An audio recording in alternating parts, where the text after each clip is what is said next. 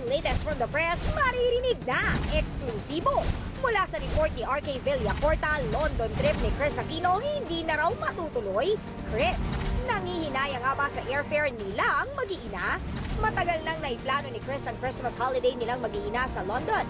In fact, ay nailista na rin niya ang mga stage play na dapat nilang mapanood sa UK courtesy of Eugene Domingo, na kamakailan ay nagbakasyon din sa nasabing bansa. Pero dahil sa ilang commitment sa kailangan niyang unahin ay nakansila ang bakasyon grande nilang mag-iina. Idagdag mo pa na 1-week vacation lang daw ang binigay sa kanya ng Kapamilya Network.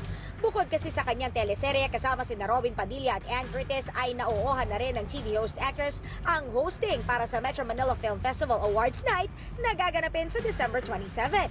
Paglilinaw pa ni Kris, sayang naman kung 1 week lang ako magbabakasyon with the expensive cost of air tickets to London at sa mahal ng accommodation, mabibitin lang ako.